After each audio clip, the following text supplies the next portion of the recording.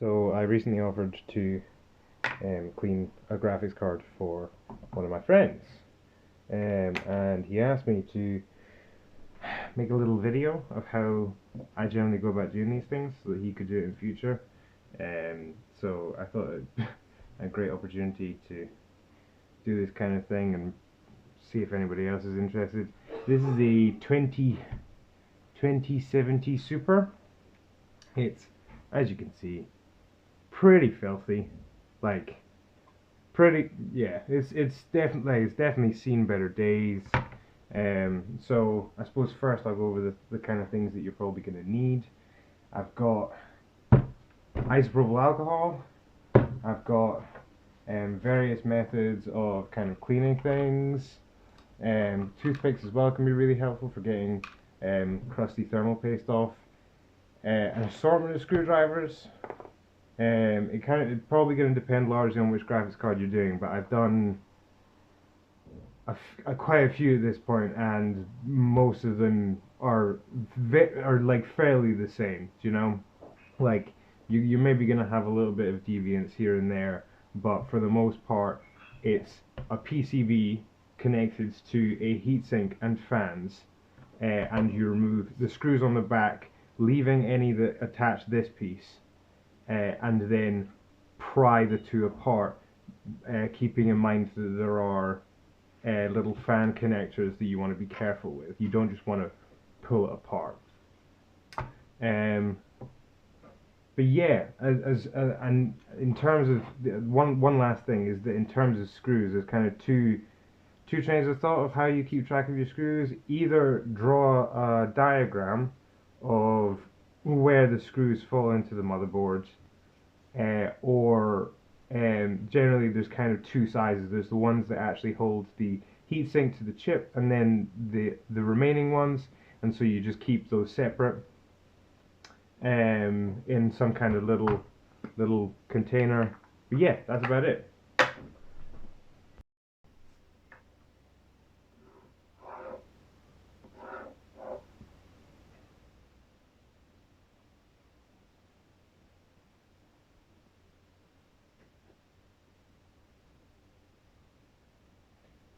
The benefit of doing it this way is that if you do come across screws that are slightly different lengths, you know exactly which ones they are. And two more tools that I forgot to mention that are exceptionally useful when cleaning particularly dirty cards are a large paintbrush and a small handheld vacuum cleaner. Any vacuum cleaner will do, but this thing is really convenient and very helpful for this kind of task. Then here I'm removing all of the screws that hold in the back plate first before I remove the 4 screws around the heatsink. I imagine I would like to say that that's best practice, but I'm not really sure why it is best practice. You will see me as I'm going along here. I take every opportunity. Whenever I remove a part, I go in with the paintbrush and potentially isopropyl alcohol and remove as much dirt and grime as I possibly can. It's better than having to do it all at the end. It's just, yeah, you can see I've removed the back plate now, and all of this under here is very dusty already. Just coming in there with the paintbrush and removing as much as I can, and then I pick it all up with the vacuum cleaner.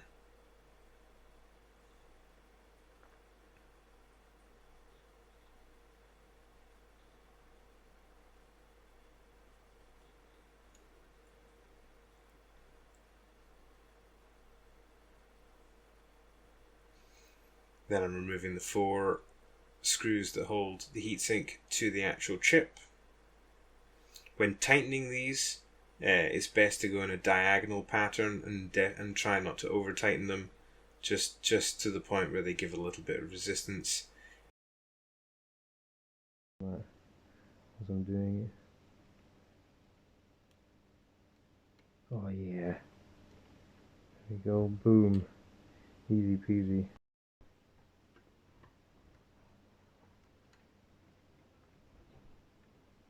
Ta-da! So generally these little fan connectors can be the hardest part of the graphics card to actually get off.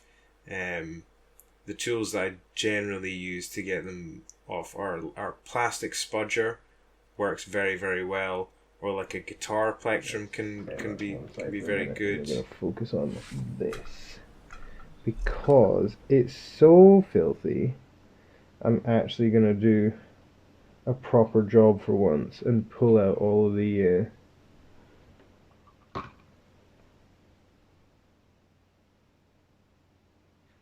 gonna pull the heatsink off of it. Like, there's 1, 2,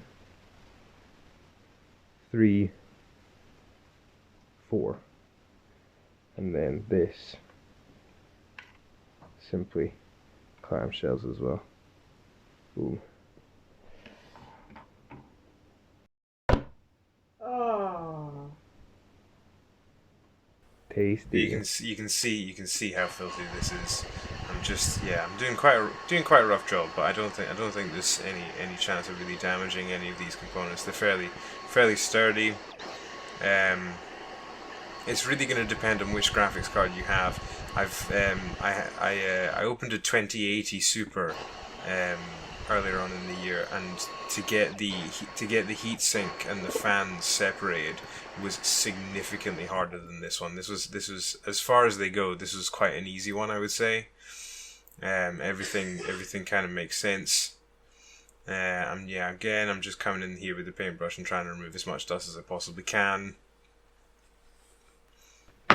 Here we've got thermal pads.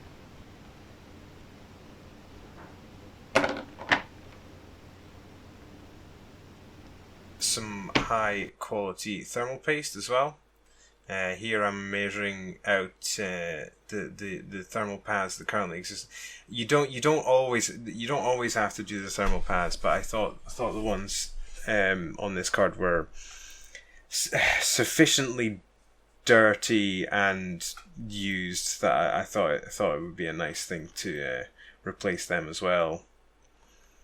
It just improves the longevity of the card.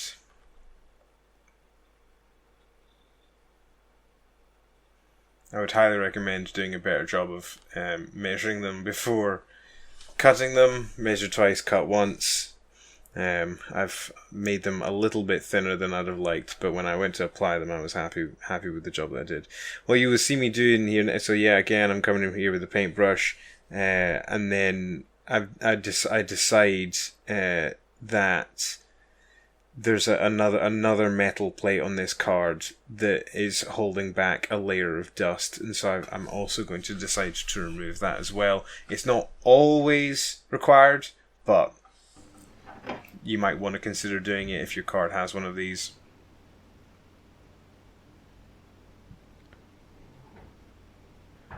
It's 1, 2, 3, 4, 5.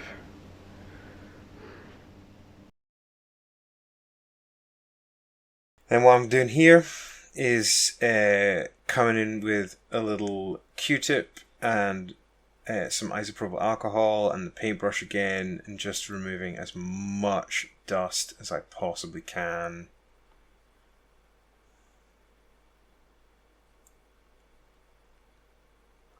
I'm going over the VRAM with. I'm going to pour a little bit of isopropyl over the chip. You don't need to worry too much about getting it everywhere because it evaporates very readily and it's non-conductive. Quickly going over the actual the gold connector, the PCIe connector as well. I've got a little toothpick and I'm trying to remove as much existing thermal paste as I can. It looks like this card might have been opened up previously, and the last person to do this potentially used a little bit more thermal paste than is required, but that can be quite a difficult thing to figure out. You will see me later on how much I apply to these things.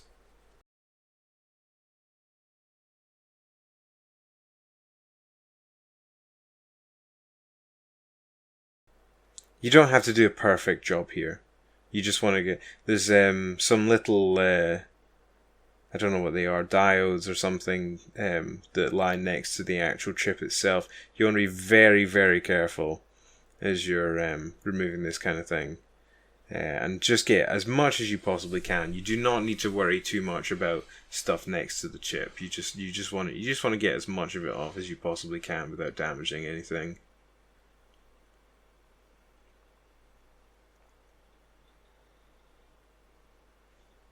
Kind of doing one last pass with isopropyl. I think I go over the VRAM chips again, and then here, yeah, I'm pouring some isopropyl onto the heatsink itself, removing the old thermal pads, and then I'm going to come in with a little bit of blue roll or kitchen roll or something, scrape off as much of that thermal paste as I possibly can, get it nice and clean, strip it back all the way to the copper.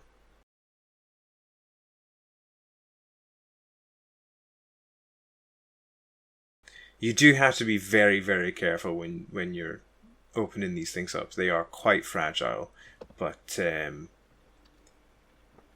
you don't have to be too careful. You know, you can just get in there with the isopropyl, just get as much off as you possibly can. And then here we're kind of beginning the reassembly process. I'm just reattaching that metal plate that I spoke about earlier.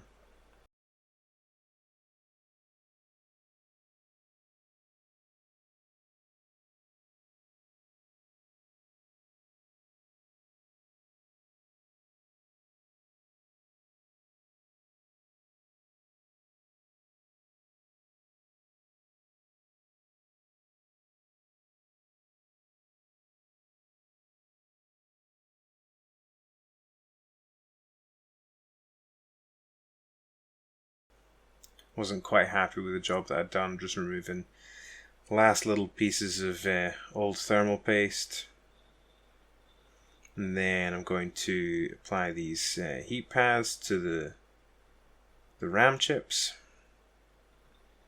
Some cards will have more thermal pads than others. This one just had ones over the actual RAM chips themselves. Going to reattach the heatsink to the fans. That was just held in there with 4 screws.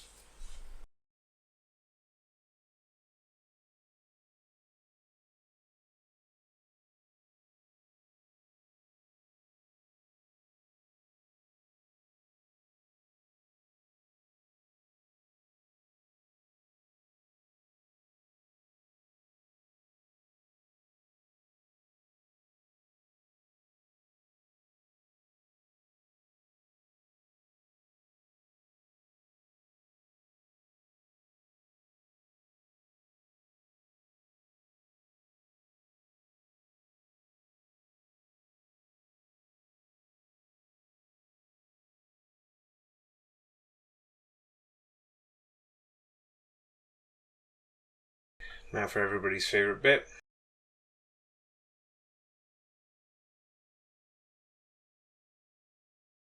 I've taken to doing a kind of 3x3 grid.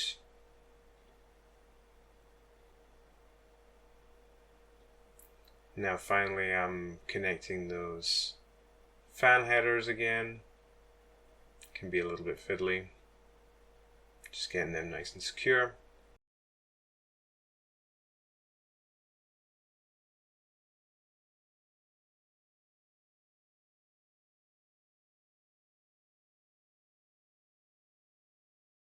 And then kind of reverse order, I'm going to attach the 4 screws that hold the heatsink to the chip itself in that diagonal pattern. Not too tight, just tight enough.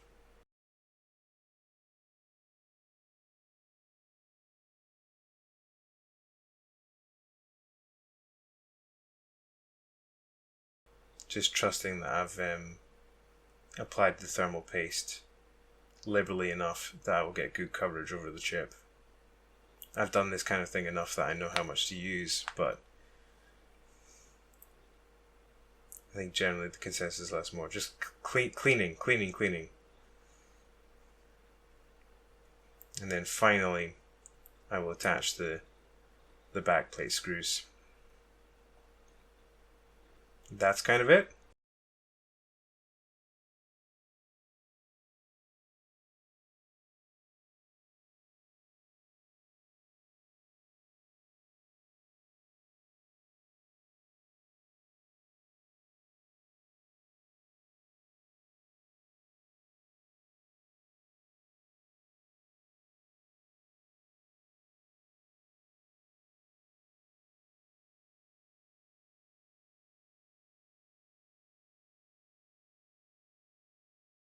And there's one last final measure.